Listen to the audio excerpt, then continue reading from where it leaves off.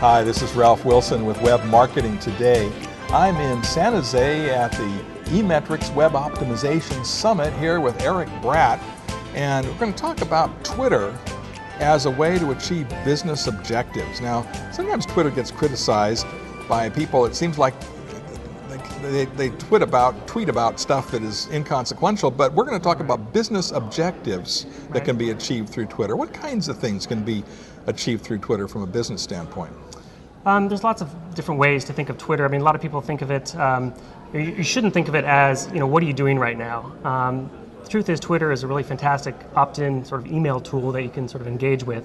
The different ways you can use Twitter for businesses are customer service, building community, prospecting and selling, those different types of avenues. Okay, so customer service, for example.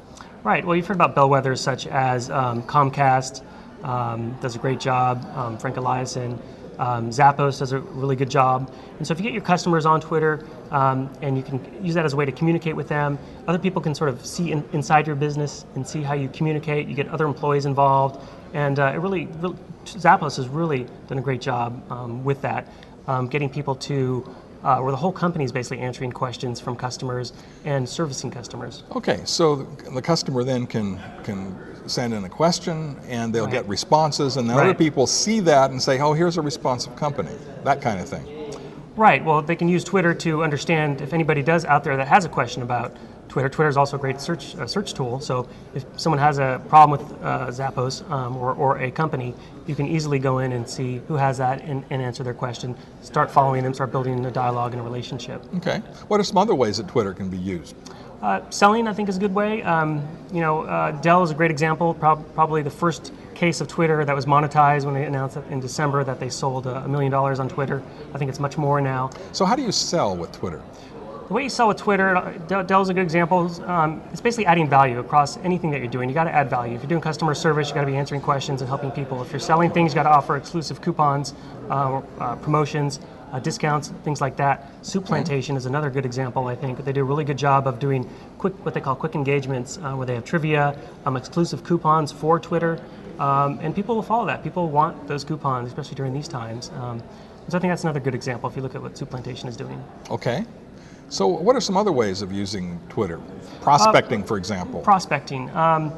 Basically, Twitter is a great way of, again, through the search tool, understanding when somebody says, hey, have you heard about solution X or solution Z? I mean, you can see exactly when people are asking that, and if you offer a solution either a competitor or you offer that specific solution, you can go in and actually say, hey, can I be of value to you? Can I set up a demo for you? I've had several demos where I just asked a question to sort of the internet or to the Twitter space. Have you heard of this solution? And I had a demo lined up the next day. And so I think it is a really good prospecting tool if you do it right. You can't oversell. You have to understand sort of the conversation, what they're talking about. Okay. Fundraising? Fundraising, I think 12 for 12K is a great example.